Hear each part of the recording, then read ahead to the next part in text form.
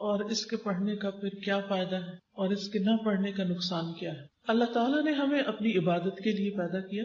اللہ تعالیٰ فرماتے ہیں وَمَا خَلَقْتُ الْجِنَّ وَالْإِنسَ إِلَّا لِيَعْبُدُونَ کہ میں نے جن و انس کو اپنی عبادت کے لیے پیدا کیا ہے. تو سب سے پہلی بات جسے ہمیں یاد رکھنا ہے وہ یہ کہ اللہ سبحانہ و تعالیٰ نے ہمیں اپنی عبادت کے لیے پیدا کیا. تو ہمیں کیا کرنا چاہیے؟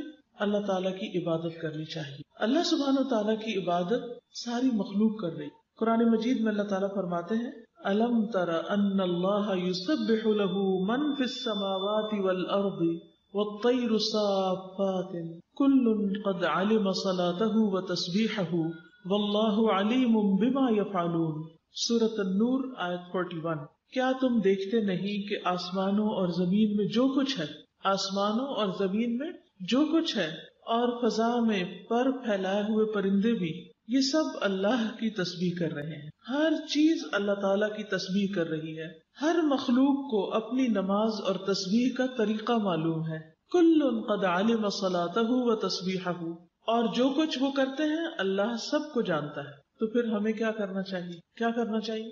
اپنی نماز اور تسبیح کا طریقہ معلوم کرنا چاہیے. نہ صرف یہ کہ سب مخلوق تسبیح کر رہی ہے بلکہ اللہ سبحانہ وتعالیٰ کے آگے سجدہ بھی کرتی ہے اور ان کے سجدے کا طریقہ اللہ تعالیٰ کو معلوم ہے. سورۃ الرعد 15 میں اللہ تعالیٰ فرماتے ہیں وَلِلَّهِ يَسْجُدُ مَن فِي السَّمَاوَاتِ وَالْأَرْضِ طَوْعًا وَكَرْهًا وَظِلَالُهُمْ بِالْغُدُوِّ وَالْآصَالِ. آسمانوں اور زمین میں جتنی بھی چیزیں ہیں خوشی اور ناخوشی سے اللہ کو سجدہ کر رہی ہیں، لیکن کر سب رہے ہیں. چیزوں کے سائے بھی صبح و شام سجدہ ریز ہوتے ہیں. جب سورج نکلتا ہے تو کسی بھی چیز کا سایہ، خواہ کوئی درخت ہو یا مکان ہو، اس کا سایہ کس طرف کو جاتا ہے؟ مغرب کی طرف. اور جب سورج غروب ہوتا ہے تو سایہ کس طرف چلا جاتا ہے؟ مشرق کی طرف. اللہ تعالیٰ نے ہمارا جسم ایسے بنایا ہے کہ ہم کھڑے بھی ہو سکتے ہیں، ہم جھک بھی سکتے ہیں اور ہم نیچے زمین پہ سجدہ بھی کر سکتے ہیں. لیکن بہت سی مخلوقات کو ایسا جسم نہیں ملا. پہاڑوں کو جو اللہ تعالیٰ نے بنایا تو وہ ایک ہی جگہ فکس ہے. درخت بھی جس طرح اگتے ہیں پھر وہ ایک ہی جگہ رہ جاتے ہیں، وہ خود نہیں جھک سکتے، لیکن ان کے وجود کا سایہ زمین پر پوری طرح سجدہ کر رہا ہوتا ہے، وہ جھکا ہوا ہوتا ہے. سورۃ النحل 48-49 میں اللہ تعالیٰ فرماتے ہیں اولم يروا الى ما خلق الله من شيء يتفيأ ظلاله عن اليمين والشمائل سجدا لله وهم داخرون ولله يسجد ما في السماوات وما في الارض من دابة والملائكة وهم لا يستكبرون. کیا ان لوگوں نے اللہ کی پیدا کی ہوئی چیزوں میں سے کسی چیز کو بھی نہیں دیکھا کہ اس کا سایہ کس طرح دائیں سے بائیں اور بائیں سے دائیں اللہ کے سامنے سجدہ کرتے ہوئے ڈھلتا رہتا ہے؟ اور کتنا لمبا سجدہ کرتے ہیں، سارا دن ہی تقریباً. لیکن جو ہی سورج نکلتا ہے تو ان کا سایہ ڈھل جاتا ہے، پھر آہستہ آہستہ آہستہ کم ہوتا ہے اور پھر ختم نہیں ہوتا، آخر میں بھی تھوڑا سا رہتا ہے اور پھر بڑھنا شروع ہو جاتا ہے، دوبارہ کام شروع کر دیتے ہیں. تو گویا سارا دن وہ اپنے اس حال میں رہتے ہیں اور سجدہ کرتے رہتے ہیں. اور یہ سب چیزیں انتہائی عجز کا اظہار کر رہی ہیں، یعنی اللہ کے آگے جھکی ہوئی ہیں. آسمانوں اور زمین میں جتنی جاندار مخلوق ہے اور فرشتے بھی سبھی اللہ کو سجدہ کرتے ہیں اور وہ تکبر نہیں کرتے.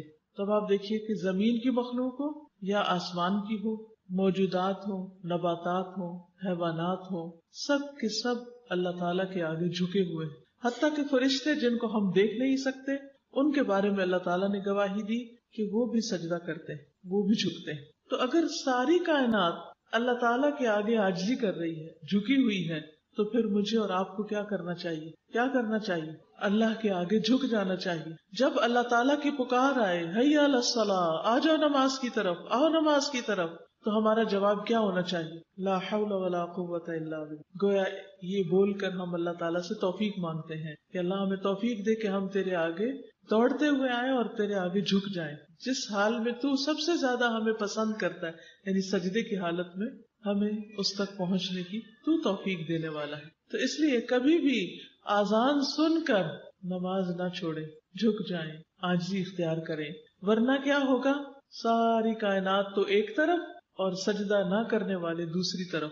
ساری چیزیں میجورٹی اللہ کے آگے جھکی ہوئی ہے اور صرف چند انسان دنیا کے جو نماز نہیں پڑھتے وہ اکیلے تنہا رہ جائیں گے اور وہ اپنے انجام کو جا پہنچیں گے. سورۃ الحج آیت نمبر 18 میں اللہ تعالیٰ فرماتے ہیں الم تر ان اللہ یسجد له من فی السماوات ومن فی الارض والشمس والقمر والنجوم والجبال والشجر والدواب وكثير من الناس وكثير حق عليه العذاب ومن يهن الله فما له من مكرم ان الله يفعل ما يشاء. کیا تم دیکھتے نہیں؟ اللہ تعالیٰ بار بار کیا فرمانے؟ کیا تم دیکھتے نہیں؟ غور نہیں کرتے؟ دیکھو تو، آنکھیں تو کھولو، کیا ہو رہا ہے کائنات میں؟ کیا تم دیکھتے نہیں کہ جو کچھ آسمانوں اور زمین میں ہے، اور سورج، چاند، ستارے، پہاڑ، درخت، چوپائے اور لوگوں کی ایک کثیر تعداد اللہ کے لیے سجدہ کر رہی ہے. تو اے انسان جو سجدہ نہیں کرتا، تجھے کیا ہے؟ تو کیوں نہیں نماز پڑھتا؟ تو کیوں نہیں اللہ کے آگے جھکتا جبکہ باقی سب جھک رہے ہیں؟ اور بہت سے لوگ ایسے بھی ہیں جو عذاب کے مستحق ہو چکے ہیں. یہ کون ہے پھر جو عذاب کے مستحق ہوئے؟ جو سجدہ کرنے سے انکار کرتے ہیں. یہ بتائیے کہ سب سے پہلے سجدے سے انکار کس نے کیا تھا؟ ابلیس نے. تو اللہ سبحانہ وتعالیٰ نے اس کے ساتھ کیا معاملہ کیا؟ اللہ تعالیٰ اس سے ناراض ہو گئے، اس کو وہاں سے نکال دیا اپنے پاس. حالانکہ اس نے اللہ تعالیٰ کو نہیں، اللہ کی مخلوق کو سجدے سے انکار کیا تھا. گویا اللہ سبحانہ وتعالیٰ کا حکم نہیں مانا تھا، اللہ کی بات نہیں مانی تھی. تو نماز پڑھنے کا حکم کس نے دیا؟ اللہ تعالیٰ نے. تو اگر کوئی شخص اللہ تعالیٰ کا حکم نہیں مانتا تو پھر اللہ تعالیٰ نے اس کے لیے کیا تیار کر رکھا ہے؟ اس کی اکڑ کو توڑنے کے لیے آگ تیار کر رکھی ہے. اور بہت سے لوگ ایسے بھی ہیں جو عذاب کے مستحق ہو چکے ہیں، اور جسے اللہ ذلیل کر دے پھر اسے کوئی عزت دینے والا نہیں. اور اللہ وہی کرتا ہے جو وہ چاہتا ہے، جو کچھ اللہ چاہتا ہے وہ کر لیتا ہے. یہ جو ذلیل کرنے کی بات ہے یہ بھی بڑی امپورٹنٹ. سوچئے کبھی ایسا ہوا کہ آپ کو بھری محفل میں کسی نے ڈانٹ دیا ہو تو آپ نے کیسا محسوس کیا؟ سب کے سامنے کیا لگا آپ کو؟ کہ میری بےزتی ہو گئی. اس بےزتی کا آپ پر کوئی اثر ہوا؟ حالانکہ کیا تھا، ایک بات ہی تو تھی اور کوئی بڑی بات نہیں تھی، تھوڑی سی بات تھی، بس بات ہوئی ختم ہو گئی.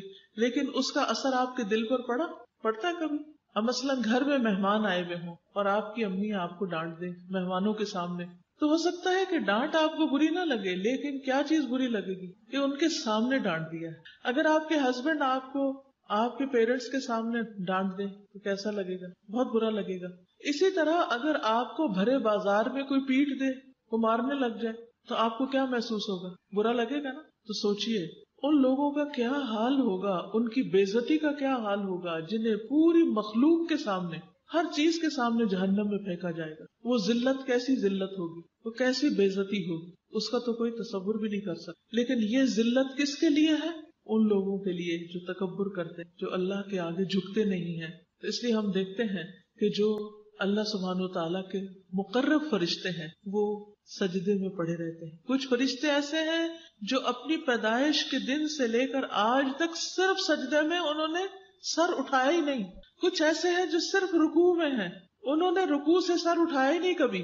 کچھ ایسے جو ہاتھ باندھ کے کھڑے ہیں اور تسبیح کر رہے ہیں اللہ، اور وہ اس سے کبھی رکے ہی نہیں، کنٹینیوس. آپ دیکھیں کہ دنیا میں آپ بہترین سے بہترین کیسٹ پلیئر، ریکارڈر، آئی فون، کوئی بھی چیز لے لیں جس پر آپ کچھ پلے کرنا چاہیں تو اس کی ایک لمٹ ہوتی ہے. اس میں کتنا زیادہ ڈیٹا آ جاتا ہے، 64 GB. پھر کیا ہوتا ہے؟ وہ بھی بھر جاتا ہے.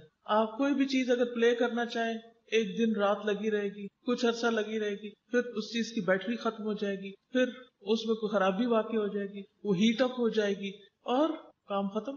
کوئی چیز دنیا میں پرماننٹلی کام نہیں کرتی.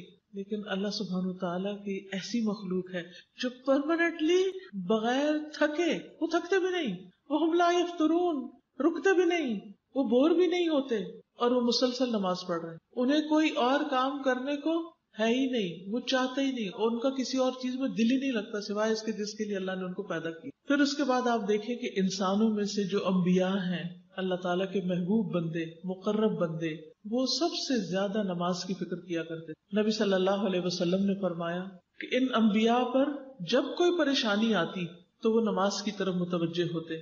پھر اللہ سبحانہ تعالیٰ نے پیغمبروں کو نماز کی پابندی کا حکم بھی دیا. کچھ یاد ہے قرآن مجید کی کوئی آیت کی کسی پیغمبر کو اللہ تعالیٰ نے نماز کا حکم دیا ہو؟ نبی صلی اللہ علیہ وسلم کو فرمایا گیا وَاسْجُدْ وَاقْتَرِبْ وَاسْتَعِینُوا بِالصَّبْرِ وَالصَّلَاةِ اور وَأْمُرْ أَهْلَكَ بِالصَّلَاةِ وَاصْطَبِرْ عَلَيْهَا. یہ کس پیغمبر کو حکم دیا گیا تھا؟ نبی صلی اللہ علیہ وسلم کو. حضرت عیسیٰ علیہ السلام کو زندہ رہنے تک نماز کی وصیت کی گئی تھی.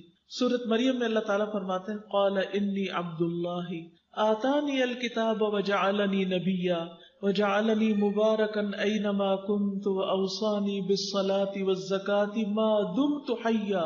عیسیٰ علیہ السلام نے کہا بے شک میں اللہ کا بندہ ہوں، اس نے مجھے کتاب دی اور مجھے نبی بنایا اور مجھے بابرکت بنایا جہاں بھی میں ہوں، جہاں بھی میں جاؤں برکتیں ہی برکتیں، اور مجھے نماز اور زکوٰۃ کی وصیت کی جب تک میں زندہ رہوں، یعنی زندگی کے آخری لمحے تک نماز کی پابندی.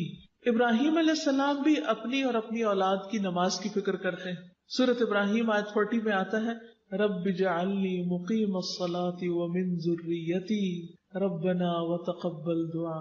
اے میرے رب مجھے نماز قائم کرنے والا بنا دے اور میری اولاد میں سے بھی اے ہمارے رب اور میری دعا قبول فرما. اور بس آپ دیکھیے کہ نماز کی پابندی کی دعا کرتے ہیں، حالانکہ وہ پیغمبر ہیں پھر بھی فکر کرتے ہیں، اور صرف اپنی نہیں اپنے بچوں کی بھی فکر کرتے ہیں. ہم میں سے بہت سے لوگ خود نماز پڑھ لیتے ہیں، بچے سوئے رہتے ہیں کہتے ہیں ہائے بیچارے، ان کو نہیں اٹھاتے، ان کو نہیں جگاتے. ہم ان کی پڑھائی کی زیادہ فکر کرتے ہیں ان کی نماز سے. کہتے ہیں کہ اگر ان کی نیند ڈسٹرب ہوگی تو پھر یہ پڑھ نہیں سکیں گے، اور اگر پڑھیں گے نہیں تو ان کے نمبر اچھے نہیں آئیں گے، اگر نمبر اچھے نہیں آئیں گے تو اچھی جاب نہیں ملے گی، اچھی جاب نہ ملی تو اچھی جگہ شادی نہیں ہوگی. تو دنیا کے لیے اس قدر بھاگ دوڑ کہ دنیا جنت بن جائے، ہر چیز اچھی ہو جائے، خواہ نماز فوت ہو جائے، خواہ نماز نہ بھی پڑھی جائے. ایک مومن تو ایسا نہیں ہوتا، وہ تو اپنی اور اپنے ساتھ اپنی اولاد کی بھی فکر کرتا ہے کہ وہ نمازوں کی پابند ہو. سورۃ ابراہیم 37 میں وہ کہتے ہیں ربنا انی اسکنت من ذریتی بواد غیر ذی زرع عند بیتک المحرم ربنا لیقیموا الصلاة فاجعل افئدة من الناس تہوی الیہم وارزقہم من الثمرات لعلہم یشکرون. اے ہمارے رب بے شک میں نے اپنی اولاد کو اس وادی میں آباد کیا ہے، یعنی ساری دنیا چھوڑ کر بے آب و گیاس بالکل ایک صحرا میں لا کے میں نے اپنی اولاد کو بسایا، جہاں زندگی کی کوئی سہولت نہیں، جہاں کچھ نہیں اگتا. غیر ذی زرع، تیرے حرمت والے گھر کے پاس. کیوں لا کے بسایا یہاں اے ہمارے رب؟ تاکہ وہ نماز قائم کرے. مقصد یہ ہے ان کو ہر چیز سے ہٹا کے یہاں لانے کا کہ یہ تیرے بندے بن جائے، تیری عبادت کرے.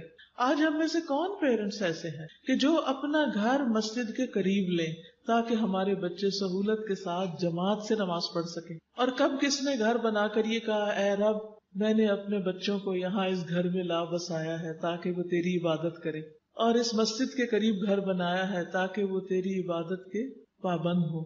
اب تو ٹرینڈ یہ ہو گیا کہ لوگ مسجدوں سے دور گھر بناتے ہیں تاکہ وہ مسجد کا شور نہ ہے، وہ اذان کی آواز آتی ہے نا، نیند خراب ہو جاتی، بچے ڈسٹرب ہو جاتے ہیں. پھر جن بچوں کی ہم عیش و عشرت کا اور آرام کا اتنا خیال رکھتے ہیں، بڑے ہو کر وہ ہمارے بھی نہیں رہتے، کیونکہ ہم نے ان کو اللہ کا نہ بنایا تو اللہ تعالیٰ نے ان بچوں کو پھر اپنے ماں باپ کا بھی بننے کی توفیق نہ. تو ہم چاہے گھر بنائیں، چاہے کہیں ٹریول کریں، چاہے کوئی پلان کریں، پروگرام بنائیں، شادی بیاہ پارٹی کچھ بھی، تو اس میں نمازوں کے ٹائم کی پابندی کرتے ہوئے ہر چیز کا خیال رکھیں. پہلا سوچیں کہ نماز کس وقت ادا ہوگی. مثلا سفر پہ آپ چل رہے ہیں، نکل رہے ہیں، تو ٹائم دیکھیں کہ نماز کا وقت تو نہیں قریب، تو نماز پڑھ کے نکلیں. یا پھر بیچ میں روک لیں گاڑی اگر اپنے اختیار میں نہیں روک سکتے تو جہاں بیٹھے وہیں پڑھیں، کیونکہ نماز تو وقت کی پابندی کے ساتھ فرض ہے، وہ تو پڑھنی ہی پڑھنی ہے. ابراہیم علیہ السلام نے اپنے بچوں کی نماز کی فکر کی تھی، لہٰذا آپ دیکھیے کہ پھر بچوں کے اندر کیسا اخلاق پیدا ہوا. ان کے بیٹے اسماعیل علیہ السلام کے بارے میں سورۃ مریم میں آتا ہے 54 اور 55 وَاذْكُرْ فِي الْكِتَابِ اسماعیل. اس کتاب یعنی قرآن مجید میں اسماعیل کا ذکر کیجیے. اِنَّهُ كَانَ صَادِقَ الْوَعْدِ، بے شک وہ وعدے کے سچے تھے. یہ ان کی خاص خوبی بیان کی گئی، وعدے کے بڑے پابند تھے. وَكَانَ رَسُولًا نَبِيًّا، اور رسول نبی تھے.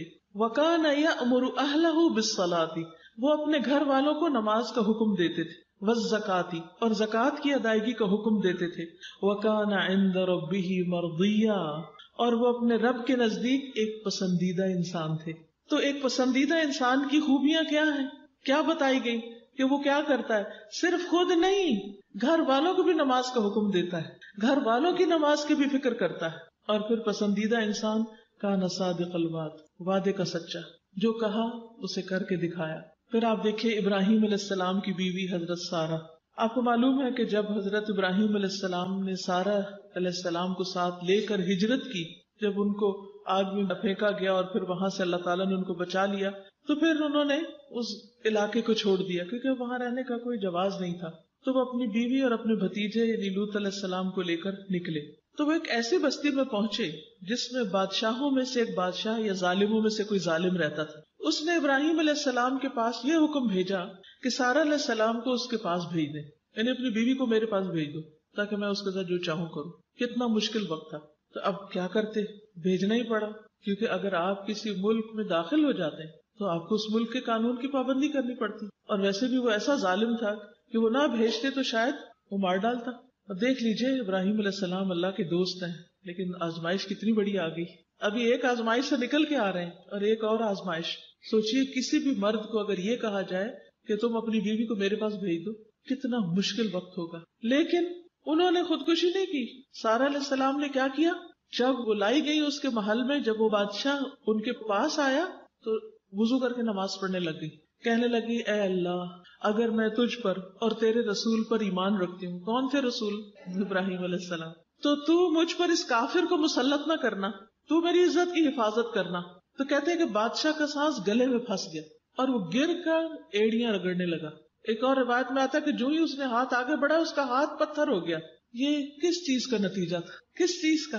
اس نماز کا فائدہ تھا کہ اللہ تعالیٰ کا حکم ہے نا. ابھی آپ نے آیت بتائی کہ وَاسْتَعِینُوا بِالصَّبْرِ وَالصَّلَاةِ، کہ ایسی مشکل آزمائشوں کے وقت کیا کرو، نماز پڑھ کے اللہ سے مدد مانگو. عام طور پر لوگوں کا حال کیا ہوتا ہے، جب مشکل آتی ہے سب سے پہلے نماز ہی چھوڑ بیٹھتے ہیں.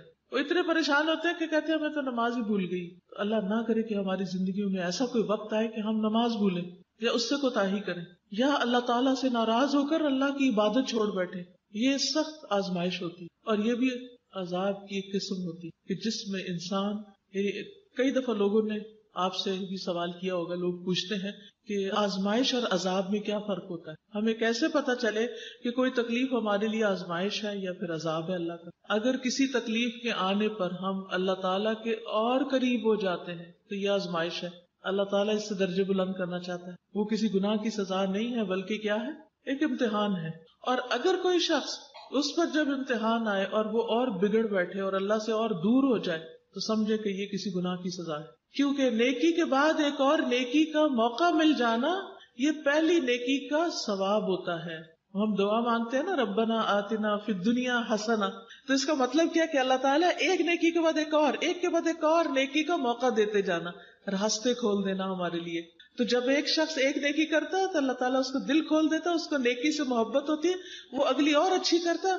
جب وہ کرتا تو پھر ایک اور دروازہ کھلتا ہے، ایک اور کھلتا ہے، ایک اور کھلتا ہے.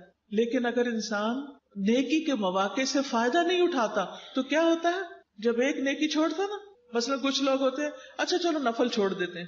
اب کیا ہوتا ہے، ایک دن نفل چھوڑے نا ذرا، اگلے دن دل مانے گا پڑھنے کو، اگلے دن پھر شیطان کو بہانہ کروا دے گا، پھر چھوٹ جائیں گے. اگلے دن پھر چھوٹ جائیں، آپ کہیں گے اوہ یہ کیا ہو گیا، میں تو اچھی بھلی اتنی پابندی کرتی تھی، اشراق اور چاشت کی ہے تو میرے زندگی سے نکل گیا. تو جب نیکی کے بعد مزید نیکی کا موقع ملتا جائے تو سمجھے کہ اللہ تعالیٰ راضی ہے، چاہے مشکل سے ہی ملے. اور اگر نیکی کے مواقع چھننے لگے اور نیکی کرنے کو دل نہ چاہے، نیکی کے لیے دل سخت ہو جائے، یا انسان عبادت چھوڑ بیٹھے یا اللہ تعالیٰ سے ناراض ہو جائے تو یہ انسان کی بدبختی کی علامت ہوتی. تو اللہ تعالیٰ ہم سب کو اس سے محفوظ رکھے. اللہ ہمیں ایسی آزمائش میں نہ ڈالنا کہ ہم تجھ سے دور ہو جائیں، کیونکہ یہ سب سے بڑی آزمائش ہے کہ انسان اللہ سے دور ہو جائے اور اللہ تعالیٰ کی عبادت میں کمی کر دے.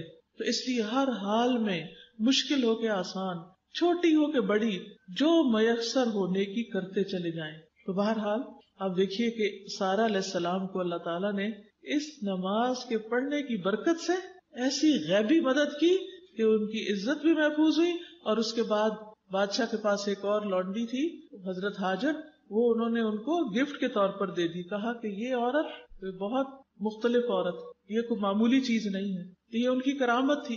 اور پھر اللہ تعالیٰ نے ان کے لیے راستے کھولے اور پھر حضرت ہاجرہ سے حضرت اسماعیل علیہ السلام پیدا ہوئے اور پھر اس سے وہ گھر آباد ہوا جس کی محبت میرے اور آپ کے دل میں ہر وقت تڑپتی رہتی. اور ہم میں سے جب کوئی سنتا ہے نا کہ فلاں حج پہ جا رہا ہے تو دل کا حال کیا ہوتا ہے، جب سنتے فلاں عمرے پہ جا رہا ہے تو دل کیسے مچلنے لگتا ہے کہ ہم بھی اڑ کے پہنچ جائیں. اللہ تعالیٰ تیرے لیے تو کچھ مشکل نہیں. تو شروع کہاں سے ہوا تھا؟ انہی لوگوں سے نا. اللہ نے ان کو اپنی طرف آنے کی وجہ سے اور نیکیوں کا موقع دے دیا. تو کبھی کسی حال میں بھی نماز کو بدنام نہ کرے کہ اچھا ہم نے تو نماز پڑھی تھی, ہماری تو دعا قبول نہیں ہوئی. کیا ہم نے وضو صحیح کیا تھا؟ کیا سجدے صحیح کیے تھے؟ کیا جو کچھ اس میں پڑھا تھا وہ صحیح تھا؟ یہ صرف ایک حاضری لگائی تھی. ٹھیک ہے نا. بہت سے لوگ کہتے ہیں ہم نے نماز پڑھی فائدہ نہیں ہوا. بھائی کیوں نہیں ہوا؟ کیونکہ ریسیپی ٹھیک نہیں تھی. سارے لوگ کیک بناتے ہیں, کیا سب کا کیک ٹھیک بنتا ہے؟ کیوں نہیں ٹھیک بنتا؟ طریقے میں فرق ہوتا ہے نا. تب آپ کے میں تو اتنے پیسوں کا سب کچھ خرید کے لائی تھی, میرا تو کچھ نہیں بنا, آج کے بعد کیک ہی نہیں بنا رہی. نہیں بھائی, اپنے آپ کو ٹھیک کرو.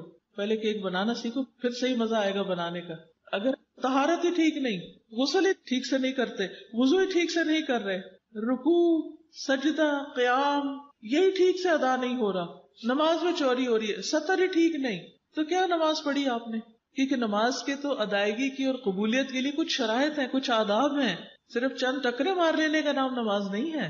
تو اس لیے کبھی خدا کے لیے نماز کو بدنام نہ کریں, کیونکہ یہ اللہ کا وعدہ ہے. اور اتنی بڑی مثال ہمارے سامنے ہے کہ کس طرح اللہ تعالیٰ نے حضرت سارہ کی مدد کی. پھر آپ دیکھیں کہ نبی صلی اللہ علیہ وسلم اور آپ کے صحابہ کی پہچان کیا ہے, اور پھر اس کے بعد آپ کی امت کی پہچان کیا ہوگی. صحابہ کی پہچان تو قرآن نے بتا دی. محمد الرسول اللہ والذین معه اشداء علی الکفار رحماء بینہم تراہم رکعا سجدا یبتغون فضلا من اللہ ورضوانا سیماہم فی وجوہہم من اثر السجود ذالک مثلہم فی التوراۃ. محمد صلی اللہ علیہ وسلم اللہ کے رسول ہیں, اور جو لوگ اس کے ساتھ ہیں یعنی صحابہ کرام کافروں پہ بہت سخت ہیں, آپس میں بہت نرم دل ہے. یہ سچے مومن کی پہچان. وہ ایک دوسرے کے ساتھ بہت ہی نرم ہوتے ہیں, محبت کرنے والے ہوتے ہیں, ایک دوسرے کے لیے مہربان ہوتے ہیں, ایک دوسرے کی کیئر کرنے والے ہوتے ہیں, ایک دوسرے کا خیال کرنے والے ہوتے ہیں, ایک دوسرے کی ضرورت کو سمجھنے والے ہوتے ہیں. رحماء بینہم, اور ان کی پہچان کیا؟ تراہم رکعا سجدا, تم ان کو دیکھو گے کہیں رکوع کر رہے ہیں, کوئی سجدہ کر رہا ہے, یعنی ان کو سب سے زیادہ محبت ہی نماز سے ہے. آج آپ دیکھیں لوگ حجاب بھی اوڑھ لیتے ہیں, درس بھی اٹینڈ کر لیتے ہیں, نمازوں کی پابندی نہیں کرتے. کس قدر آفت ہے. یہ کیسا دین ہے جس کا پہلا رکن ہی نماز ہے, پہلی شرط ہی نماز ہے. اور پھر یبتغون فضلا من اللہ ورضوانا, وہ اپنے رب کا فضل اور اس کی رضا ڈھونڈتے رہتے ہیں کہ کس طرح رب کو خوش کر دے, راضی کر دے. سیماہم فی وجوہہم من اثر السجود, سجدوں کی کثرت کی وجہ سے ان کے پیشانیوں پر, ان کے ماتھوں پر امتیازی نشان موجود ہیں. ان کی یہی صفت تورات میں بیان ہوئی ہے کہ محمد صلی اللہ علیہ وسلم کے ساتھی اس طرح ہوں گے. ایک دفعہ کسی نے پوچھا کہ یا رسول اللہ صلی اللہ علیہ وسلم, آپ ہمیں تو پہچانتے ہیں, لیکن آپ کے بعد جو آپ کی امت کے لوگ آئیں گے آپ ان کو کیسے پہچانیں گے؟ تو آپ کو معلوم ہے کہ آپ نے کیا فرمایا کہ سیاہ گھوڑوں کے درمیان اگر ایک سفید گھوڑا ہو تو کیا اس کو نہیں پہچانا جائے گا؟ تو قیامت کے دن لوگوں کے درمیان امت محمد صلی اللہ علیہ وسلم کے جو لوگ ہوں گے وہ اپنے وضو کے اعضاء کی چمک سے پہچانے جائیں گے. قیامت کے اندھیرے میں ان کے چہرے چمک رہے ہوں گے, ان کے بازو چمک رہے ہوں گے, ان کے پاؤں چمک رہے ہوں گے, وہ جہاں چلیں گے چمک ساتھ ساتھ جائے گی. اس چمک کو دیکھ کے نبی صلی اللہ علیہ وسلم پہچان جائیں گے یہ میری امت ہے, اور ان کو بلا لیں گے, آ جاؤ میری طرف آ جاؤ. کیونکہ حشر کے میدان میں بڑی سخت گرمی ہوگی, شدید پیاس ہوگی, تو آپ ان کو حوض کوثر سے پانی پلائیں گے. نبی صلی اللہ علیہ وسلم کا طریقہ کیا تھا کہ آپ کو جب کوئی غم لاحق ہوتا تو نماز پڑھنے لگتے تھے. اکثر لوگ یہ پوچھتے ہیں, بڑی اہم بات ہے سننے کی, کہ غم کے مارے, پریشانی کے مارے ہمارا دل ڈوبا جا رہا ہے, ہم کریں کیا؟ ہمیں کوئی وظیفہ بتائیں, کوئی طریقہ بتائیں. بتائیے مجھے نبی صلی اللہ علیہ وسلم غم کے وقت کیا کرتے تھے؟ یاد رہے گا, غم, دکھ, تکلیف, پریشانی, گھبراہٹ, بے چینی, ڈپریشن, علاج نماز ہے. نفل پہ نفل پڑھتے چلے جائیں, پڑھتے جائیں, پڑھتے جائیں, پڑھتے جائیں, آپ ٹھیک ہو جائیں گے, آپ کی بیماریاں ٹھیک ہو جائیں گی. کیا آپ کو پتا ہے کہ رات کی نماز لمبی کیوں ہے؟ عشاء کی کتنی رکعتیں پڑھی جاتی ہیں؟ جو پوری پڑھتے ہیں وہ 17 پڑھتے ہیں. اگر ہر رکعت 2 منٹ میں پڑھی جائے تو کتنے منٹ لگیں گے؟ 34. گویا آدھا گھنٹہ تو کہیں نہیں گیا. اس کا مطلب یہ ہے کہ اگر کوئی شخص سونے سے پہلے آدھا گھنٹہ ایکسرسائز کرے تو اس کو نیند آئے گی کہ نہیں آئے گی؟ آئے گی. وہ اتنا تھک جائے گا کہ بستر پہ پڑتے ہی سو جائے گا, اور صرف جسمانی طور پہ نہیں تھکے گا, ساتھ ذکر بھی کر رہا ہوگا. اب بہت سے لوگ کہتے ہیں ہمیں نیند نہیں آتی، گولیاں کھانی پڑتی. اس کی ایک بڑی وجہ یہ ہوتی ہے کہ نماز ٹھیک نہیں ہوتی. نیند نہ آنے کے کئی اور اسباب بھی ہو سکتے، بیماری بھی ہو سکتی، لیکن اگر آپ یہ نسخہ ٹرائی کریں کہ عشاء کی نماز کو اچھے سے لمبا کر کے یا زیادہ قرات کر کے لمبے سجدے کر کے پڑھیں، اور اس کے بعد آپ دیکھیں کہ کیسے نیند آتی، گولیاں چھٹ جائیں گی ساری. مغیرہ کہتے ہیں کہ نبی صلی اللہ علیہ وسلم اتنی دیر تک کھڑے ہو کر نماز پڑھتے رہتے کہ آپ کے قدم یا پنڈلیوں پہ ورم آ جاتا، پاؤں سوج جاتے.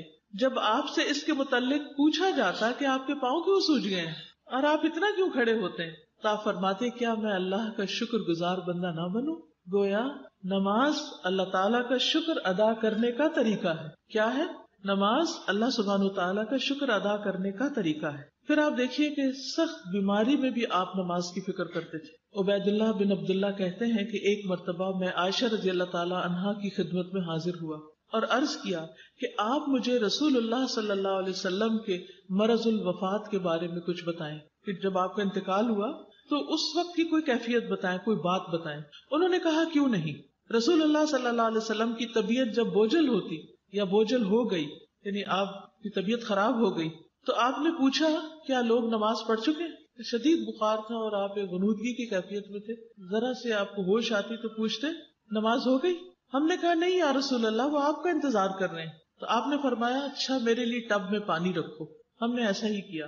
نبی صلی اللہ علیہ وسلم نے غسل کیا اور جانے کے لیے کھڑے ہونے ہی لگے تھے کہ آپ پر پھر بے ہوشی طاری ہوگی. جب افاقہ ہوا، ہوش میں آئے، پھر پوچھا کیا لوگ نماز پڑھ چکے؟ ہم نے عرض کیا یا رسول اللہ صلی اللہ علیہ وسلم، وہ آپ کا انتظار کر رہے ہیں. آپ نے فرمایا میرے لیے ایک پانی کا ٹب رکھو. پھر پانی میں آپ نہائے تاکہ بخار کم ہو جائے. پھر جانے لگے، آپ میں پھر بے ہوشی طاری ہو. حضرت عائشہ کہتی ہیں کہ لوگ نماز عشاء کے لیے مسجد میں بیٹھے حضور صلی اللہ علیہ وسلم کا انتظار کر رہے تھے. تو رسول اللہ صلی اللہ علیہ وسلم نے ابو بکر کو پیغام بھیجا کہ لوگوں کو نماز پڑھا دیں. چنانچہ ان دنوں میں ابو بکر رضی اللہ تعالیٰ عنہ لوگوں کو نماز پڑھاتے رہے. ایک دن نبی صلی اللہ علیہ وسلم کے مرض میں کچھ کمی ہوئی، تکلیف میں کچھ کمی ہوئی، تو آپ ظہر کی نماز کے وقت دو آدمیوں کے درمیان نکلے، یعنی دو لوگوں کا ہاتھ پکڑ کے آپ مسجد کی طرف آئے، جن میں سے ایک عباس رضی اللہ تعالیٰ عنہ تھے، آپ کے چچا. تو ابو بکر نے جب دیکھا کہ نبی صلی اللہ علیہ وسلم تشریف لا رہے ہیں تو وہ پیچھے ہٹنے لگے.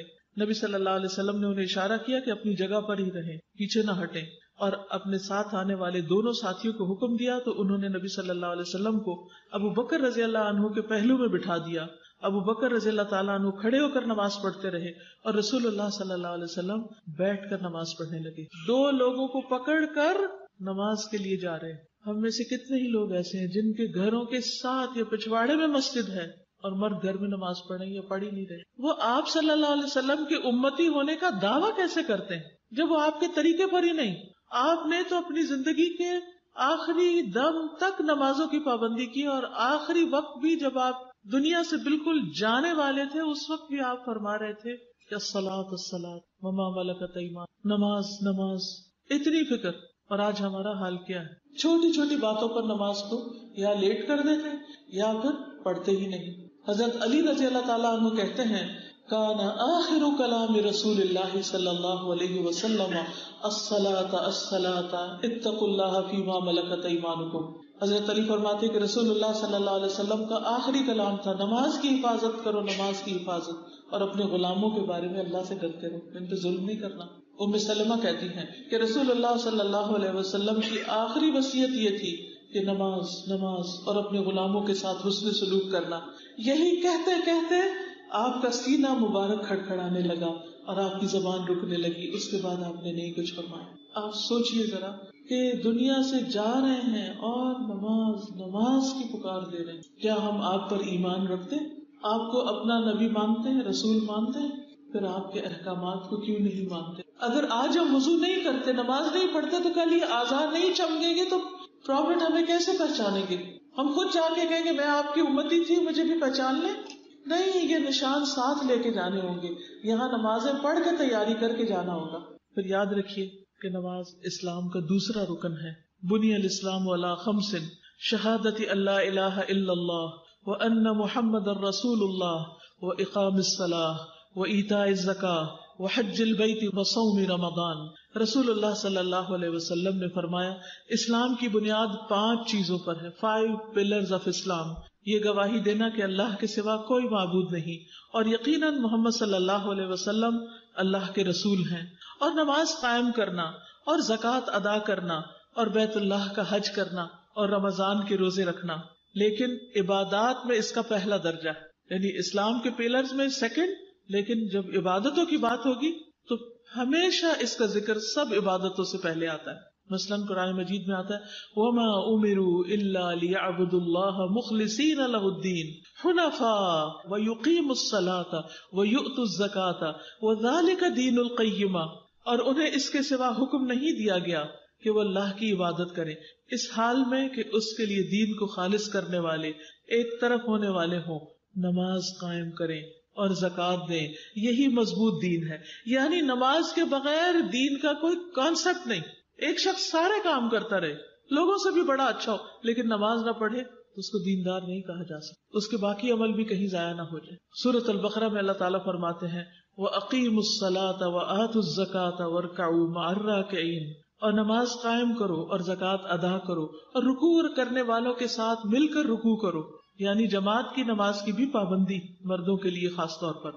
نماز کو اسلام کا ستون قرار دیا گیا اور بنیادی تعلیم میں سے اہم ترین عبادت، اہم ترین کام بتایا گیا۔ رسول اللہ صلی اللہ علیہ وسلم نے فرمایا اسلام کا حصہ 3 چیزیں ہیں، نماز، روزہ اور زکوٰۃ، اور اس میں بھی آپ دیکھ رہے ہیں کہ نماز سب سے پہلے اس کا حکم۔ آپ دیکھیے کہ باقی چیزوں کا حکم زمین پر آیا ہے، نماز کا حکم کہاں آیا ہے؟ آسمان پہ بلا کر یہ تحفہ دیا گیا۔ اس سے بھی اندازہ ہوتا ہے کہ اس کی کتنی زیادہ اہمیت ہے۔ باقی احکامات جبریل زمین پر لے کر آ رہے ہیں، لیکن نماز کے لیے نبی صلی اللہ علیہ وسلم کو جب معراج نصیب ہوئی، اللہ سبحانہ وتعالیٰ سے ملاقات کا شرف ہوا، یعنی اللہ تعالیٰ سے آپ ہم کلام ہوئے، تو اس وقت آپ کو نماز کا یہ فریضہ دیا گیا۔ اور آپ کو معلوم ہے کہ شروع میں کتنی نمازیں تھیں؟ 50، اور آپ وہی لے کر آ رہے تھے۔ حضرت موسیٰ علیہ السلام نے کہا میں بنی اسرائیل کو جانتا ہوں، میری امت کے لیے بڑی مشکل تھی، وہ نماز نہیں پڑھ سکتے تھے، تو آپ کم کرائیے۔ پھر کتنی ہو گئی؟ کم کرتے کرتے کرتے 5 پہ آ گئے، لیکن اجر و ثواب کتنا رکھا گیا؟ 50 کا ہی رکھا گیا۔ انہوں نے یہ بھی کہا تھا حضرت موسیٰ نے کہ یہ 5 بھی نہیں پوری پڑیں گے اور کم کریں، تو نبی صلی اللہ علیہ وسلم نے کیا فرمایا؟ اب مجھے اپنے رب سے شرم، کیونکہ بار بار جا چکا ہوں۔ اور وہ بھی کیا کہ اللہ تعالیٰ نماز میں کمی کر دے۔ یہ ایسے ہی ہے کہ آپ کسی کے پاس جائیں، کوئی آپ کو ڈیوٹی ملے، آپ کہیں جاب کر رہے اور آپ کو کوئی جاب ڈسکرپشن ملے، تو آپ جا کے کہیں اس میں کمی کر دے، وہ تھوڑی سی کمی کر، پھر اب اچھا اور کم کر دے، اچھا اور ڈیوٹی آور کم کر دے، اچھا اور کم کر دے، اور کم کر دے، لیکن تنخواہ پوری دے۔ کوئی دے گا؟ قطعاً نہیں دے گا۔ دنیا میں کوئی مائی کا لال ایسا نہیں کہ جو جس کام کے لیے آپ کو ہائر کرے اور آپ اس کا 10واں حصہ کریں، یعنی 50 میں سے 5 کتنی رہے گی؟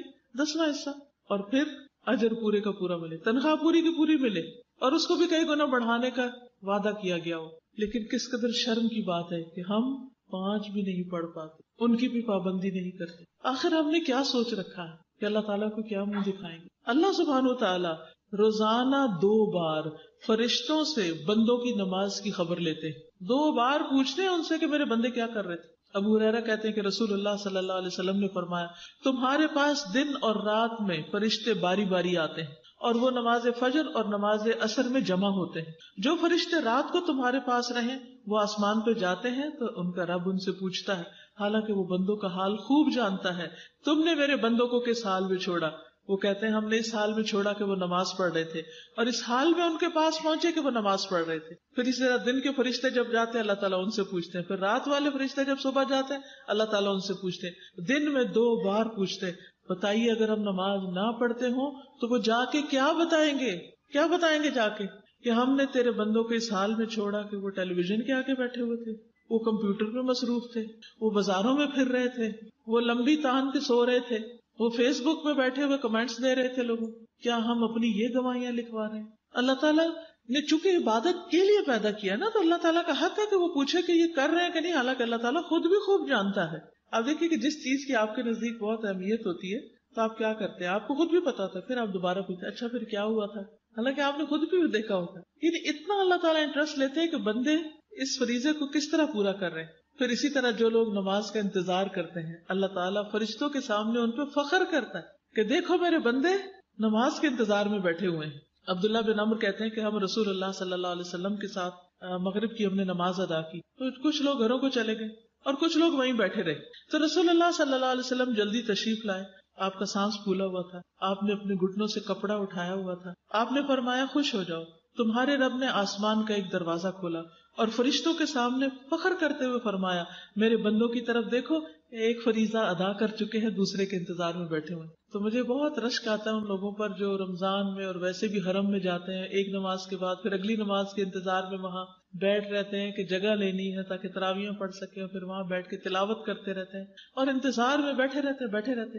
اسی طرح آپ دیکھیں کہ کچھ لوگ جیسے عید کی نماز انہوں نے پڑھنی ہوتی ہے, وہ عشاء پڑھ کے انتظار شروع کرتے ہیں, فجر وہیں پڑھتے ہیں اور پھر عید پڑھ کے گھروں کو جاتے ہیں. کبھی آپ حرم کے کراؤڈز کو دیکھیں تو اللہ سبحانہ و تعالیٰ ایسے لوگوں سے محبت کرتا ہے, ایسے لوگوں کے اوپر فرشتوں کے سامنے ان پر فخر کرتا ہے. پھر اسی طرح آپ دیکھیے کہ انسان کو نماز اپنی ذات, اپنے بچوں, اپنے گھر, کاروبار, ہر چیز سے زیادہ ہونی چاہیے. شوق ہونا چاہیے, انتظار ہونا چاہیے کہ اچھا ایک ادا ہوگی اب اگلی کب ادا ہوگی. آپ دیکھیے کہ مسلمانوں کی نماز سے جو محبت تھی اس کی گواہی مشرکین بھی دیتے تھے. ابو ہریرہ کہتے ہیں کہ ایک مرتبہ رسول اللہ صلی اللہ علیہ وسلم نے زجنان اور اسفان کے درمیان پڑاؤ ڈالا تو مشرکین نے کہا ان لوگوں کی ایک نماز ہے جو انہیں اپنے باپ دادا اور بیٹوں سے بھی زیادہ پیاری ہے, اور وہ عصر کی نماز ہے. آتا نا حافظوا علی الصلوات والصلاۃ الوسطی. تو آپ لوگوں کے دل میں بھی اس نماز کی اتنی ہی محبت ہونی چاہیے. اس لیے تم اس وقت اکٹھے حملہ کر دینا تاکہ وہ ایک ہی دفعہ شکست کھا جائے.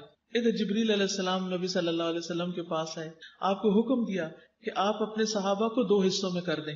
ایک گروہ کو آپ نماز پڑھا دیں اور دوسرا ان کے پیچھے دشمن کے سامنے ڈٹا رہے, جگہ نہیں چھوڑنی, اور وہ اپنا حفاظتی سامان اور اسلحہ اپنے ساتھ رکھے. پھر دوسرا آ کر نبی صلی اللہ علیہ وسلم کے ساتھ نماز ادا کرے. اس کو صلاۃ الخوف کہتے ہیں. اس کا طریقہ قرآن مجید میں تفصیل سے بیان ہوا. اس سے پتہ چلتا ہے کہ خواہ خوف ہو, جنگ کا موقع ہو, پھر بھی نماز ادا کرنی چاہیے. حدیث میں آتا ہے نبی صلی اللہ علیہ وسلم نے فرمایا منافقوں پر فجر اور عشاء سے زیادہ بھاری کوئی نماز نہیں. اگر انہیں ان نمازوں کا ثواب معلوم ہو جائے تو وہ اس میں ضرور پہنچے, اگرچہ انہیں اپنے سرین پر گھسٹ کر ہی آنا پڑے, یعنی اپنی پیٹھ پر گھسٹ کے بھی آنا پڑے کہ پاؤں چلتے نہیں, پھر بھی یہ مسجد میں پہنچے اور یہ نمازیں ضرور ادا کریں. پھر آپ دیکھیے کہ جب نماز کا وقت شروع ہوتا ہے, جیسے ابھی شروع ہو چکا ہے, تو ایک منادی کو بھیجا جاتا ہے. منادی ہوتا ہے آواز دینے والا. وہ اعلان کرتا ہے آدم کے بیٹو اٹھو, اس آگ کو بجھاؤ جو تم نے اپنے نفسوں کے لیے جلائی ہے, یعنی جو گناہ کر چکے ہو, اٹھو اور آگ بجھاؤ. تو وہ کھڑے ہوتے ہیں, وضو کرتے ہیں, تو ان کی آنکھوں سے گناہ جھڑ جاتے ہیں, اور جب وہ نماز پڑھتے ہیں تو اس نماز اور پچھلی نماز کے درمیانی وقفے میں ہونے والے گناہ بخش دیے جاتے ہیں. پھر وہ لوگ گناہ کر کے آگ جلاتے ہیں. جو ہی ظہر کی نماز کا وقت ہوتا ہے تو اعلان کرنے والا اعلان کرتا ہے بنو آدم اٹھو اور اس آگ کو بجھاؤ جو تم نے اپنے نفسوں کے لیے جلائی. وہ یہ اعلان سن کر کھڑے ہو جاتے ہیں, وضو کرتے ہیں, نماز پڑھتے ہیں. تو اس نماز اور پچھلی نماز کے درمیان ہونے والے گناہوں کو بخش دیا جاتا ہے. جب عصر کی نماز ہوتی ہے تو اسی طرح ہوتا ہے, جب مغرب کا وقت ہوتا ہے تو پھر اسی طرح ہوتا ہے, جب عشاء کا وقت ہوتا ہے تو پھر اسی طرح ہوتا ہے. جب لوگ سوتے ہیں تو وہ بخشے ہوئے سوتے ہیں, اگر اس حال میں جان بھی چلی جائے تو فکر کی بات نہیں. پھر آپ صلی اللہ علیہ وسلم نے فرمایا بعض لوگ بھلائی کی حالت میں رات گزارنے والے ہیں اور بعض لوگ شر میں لتھڑ کے رات گزارنے والے, یعنی وہ نجاست کے ساتھ اور بے نماز ہو کے سوتے ہیں, نماز ادا نہیں کرتے. اللہ سبحانہ و تعالیٰ یہ بھی فرماتے ہیں کہ ہم نے مال اس لیے اتارا ہے کہ نماز قائم کی جائے اور زکوٰۃ ادا کی جائے, یعنی بندوں کو نعمتیں اس لیے دی ہیں کہ وہ اللہ تعالیٰ کا شکر ادا کرنے والے ہوں. ہم سب کو یہ معلوم ہے کہ ہماری یہ زندگی ایک دن ختم ہوگی اور پھر خاتمے کے بعد دوبارہ ہم نے اٹھنا ہے اور اللہ سبحانہ و تعالیٰ کے حضور حاضر ہونا ہے. اور جب اللہ تعالیٰ کے پاس جائیں گے اور ملاقات ہوگی تو پہلا سوال نماز کے بارے میں ہوگا, پہلا حساب. تو دنیا میں بھی پھر سب سے زیادہ فکر کس چیز کی کرنی چاہیے؟ نماز کی, کہ یہ پوری ہو جائے. نبی صلی اللہ علیہ وسلم نے فرمایا قیامت کے دن لوگوں کے اعمال میں سے جس عمل کا حساب سب سے پہلے ہوگا وہ ان کی نماز ہوگی. ہمارا رب عز و جل فرشتوں سے فرمائے گا, حالانکہ وہ خود پہلے سے ہی خوب جاننے والا ہے, کہ میرے بندے کی نماز دیکھو, کیا اس نے اس کو پورا کیا ہے یا اس میں کوئی کمی کی ہے. میرے بندے کی نماز دیکھو, پوری پڑھ کے آیا کہ نہیں پڑھ کے آیا, یا جو پڑھی ہے وہ بھی پوری طرح پڑھی ہے یا اس میں کوئی کمی بیشی کی ہے. چنانچہ اگر وہ کامل ہوگی, پوری ہوگی, تو پوری کی پوری لکھ دی جائے گی, اور اگر اس میں کوئی کمی ہوگی تو اللہ تعالیٰ فرمائے گا دیکھو کیا میرے بندے کے کچھ نوافل ہیں, کچھ نفل وغیرہ پڑھے ہیں اس نے. اگر نفل ہو گئے تو اللہ تعالیٰ فرمائے گا میرے بندے کے فرضوں کو ان نفلوں سے پورا کر دو. پھر اسی انداز سے دیگر اعمال لیے جائیں گے کہ زکوٰۃ ادا کی، اگر کوئی کمی ہے تو صدقہ خیرات سے اس کو پورا کر دو، اس طرح حج میں کوئی کمی رہ گئی تو عمرے سے، اور اگر فرضی روزوں میں کوئی کمی بیشی رہ گئی تو نفلی روزوں سے پورا کر دو۔ تو اس لیے فرض کے علاوہ نفل کی بھی عادت ڈالیں، مختلف کاموں کو صرف فرض نہیں پورا کریں بلکہ ایکسٹرا بھی کریں۔ پھر اسی طرح نبی صلی اللہ علیہ وسلم نے فرمایا کہ قیامت کے دن بندے کا